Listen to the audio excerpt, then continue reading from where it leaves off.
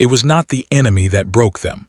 It was not the bullets, not the bombs, not the cold, not the blood. It was a piece of paper, a single order. A single decision that every general, every field commander, every officer who ever led men into battle during the Second World War dreaded more than any enemy they would ever face. Because this decision did not just end battles, it ended men. This is the story of the hardest decision in the history of modern warfare. And the men who had to make it over and over again, until it broke something inside them that never fully healed. To understand the decision, you first have to understand what command actually meant in the Second World War. When we picture a general, we picture someone far from the front. Sitting in a comfortable headquarters, moving pieces on a map, drinking coffee while young men die miles away, and sometimes that picture was true. But the commanders who shaped the war, the ones history remembers, they were never truly far from it. They could hear it. They could smell it. And every single morning, they woke up knowing that the orders they gave that day would determine who came home and who did not. General Dwight Eisenhower, the supreme commander of Allied forces in Europe, kept a note in his wallet throughout the entire war. He never showed it to anyone while the fighting was happening. But after the war, he finally revealed what was written on it. It was a resignation letter, written the night before D-Day. In it, he accepted full personal responsibility for the failure of the Normandy invasion, an invasion that had not yet happened. He wrote it because he needed to be ready. Because he knew that if it went wrong, and everything could go wrong, the men who died on those beaches deserved a commander who owned that. He carried that note every day, every single day. That is the weight of command. And the decision that every one of these men feared most, the decision that Eisenhower and Patton and Montgomery and Rommel and Zhukov all had nightmares about, was not whether to attack or defend. It was not which hill to take or which river to cross. It was the order to send men somewhere they would not come back from, knowingly, deliberately, with full understanding of what would happen.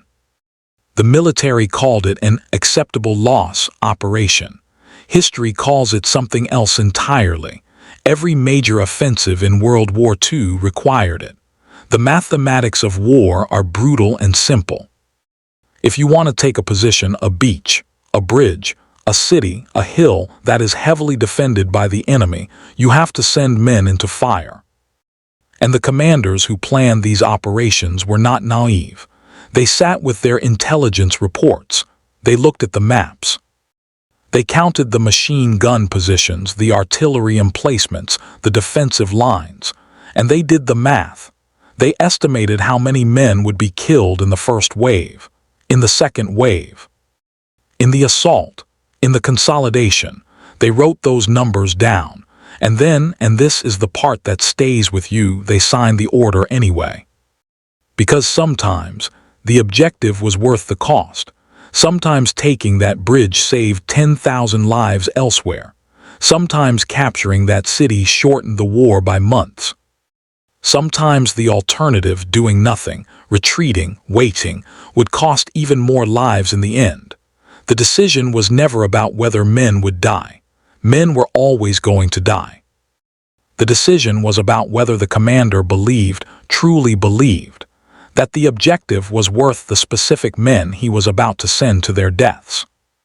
General Bernard Montgomery faced this decision before Operation Market Garden in September 1944. His plan, a massive airborne assault deep into German-held Holland, designed to seize key bridges and end the war by Christmas, was ambitious to the point of recklessness.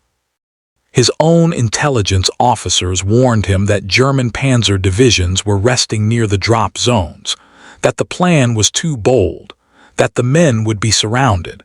Montgomery signed the order. The 1st British Airborne Division dropped into Arnhem. Out of the 10,000 men who landed, only 2,400 walked out. The rest were killed or captured. The bridge at Arnhem, the famous Bridge Too Far, was never taken. After the war, when asked about Market Garden, Montgomery said very little.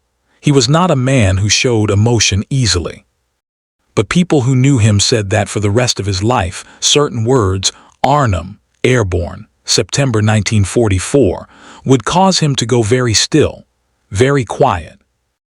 In a way that had nothing to do with professional regret. It had to do with the faces of the men he had signed the order for.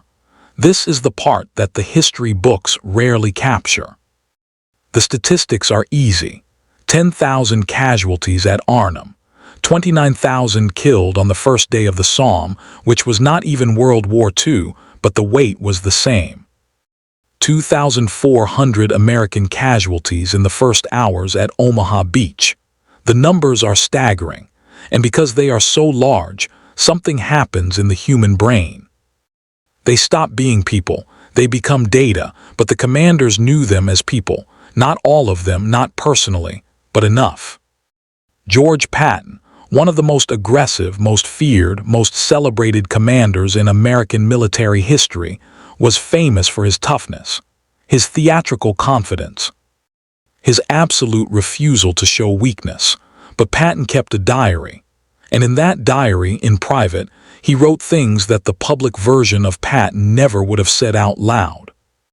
After the Huichin Forest campaign in late 1944, one of the bloodiest and most mismanaged Allied operations of the war, Patton wrote about walking through a field hospital. He described the faces of the wounded, boys of 18 and 19, some of them crying, some of them silent in a way that was worse than crying. He wrote that he had to leave, that he walked outside and stood behind a tent for several minutes before he could compose himself. Then he went back to his headquarters, and he planned the next operation. Because that is what command required. Erwin Rommel, the German general known as the Desert Fox, wrote letters to his wife Lucy almost every day of the war. And in those letters, between the tactical observations and the personal updates, there are moments of extraordinary rawness. In one letter, written after a particularly brutal engagement in North Africa, he wrote, "I cannot stop thinking about the young men, ours and theirs.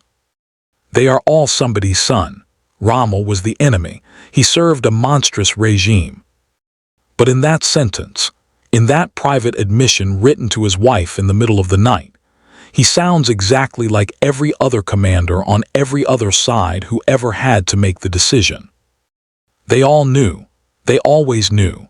But perhaps no single moment captures the weight of this decision more completely than what happened on the 5th of June, 1944, the night before D-Day.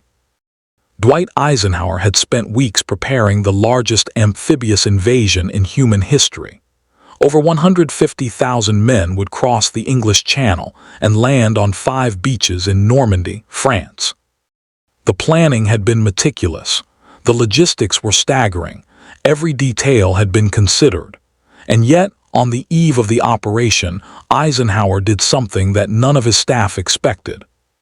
He went alone to visit the men of the 101st Airborne Division. These were the paratroopers, the men who would jump behind enemy lines in the dark, hours before the beach landings began. Their job was to cause confusion, seize key positions, and hold on until the main force arrived. Military planners had estimated that casualties among the airborne divisions could reach 70%. 70%. Eisenhower walked among them. These young men, boys really, most of them in their early 20s, were joking with each other, their faces painted black, their equipment checked and rechecked. Some of them recognized him. They crowded around him, they smiled, they asked him questions, they showed him photographs of their wives and girlfriends and mothers, and Eisenhower smiled back. He answered their questions. He shook their hands, he laughed at their jokes, and then he walked back to his car. His driver, Kay Summersby, wrote later that she watched Eisenhower in the rearview mirror as they drove away from the airfield. The paratroopers were loading into their planes. He watched until he could not see them anymore. Then he turned away. And his face, the face of the supreme commander, the man who projected absolute confidence, the man who never showed doubt, was streaming with tears. He did not say a word. He did not have to. He had just looked into the eyes of men he had ordered to their likely deaths. He had shaken their hands. He had seen their photographs. And in a few hours, he had to give the order that would send them into the dark. He gave it, because he had to believe that the objective was worth the cost. That the liberation of Europe, the defeat of Nazism, the end of the war was worth the 70%. He gave the order, and then he went to his quarters. And he finished writing the resignation letter that he had been carrying in his pocket for weeks. The paratroopers of the 101st Airborne suffered casualties of around 35% that night. Lower than predicted, but still, thousands of men who had shown Eisenhower photographs of the people they loved did not come home. D-Day succeeded. The beaches were taken. The liberation of Europe began. History calls it a triumph, and it was. But in the private diaries and the late-night letters and the quiet moments that never made it into the history books, the men who gave the orders carried something that victory could not remove. Because the decision was never about winning or losing, it was about something far more personal than that. It was about looking a young man in the eyes, shaking his hand, learning his name, and then signing the order.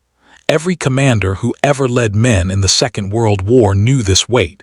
Some of them broke under it. Some of them hardened into something that scared the people who loved them. Some of them, like Eisenhower, carried it quietly and completely for the rest of their lives. None of them ever forgot it. Because some decisions, no matter how necessary, no matter how justified, no matter how many lives they ultimately save, leave a mark on a man that never goes away. The generals of the Second World War made this decision hundreds of times, and every single time, they made it alone. If this story moved you, if it made you think about the men behind the medals and the maps, subscribe. Every week we bring you the human stories behind history's greatest moments.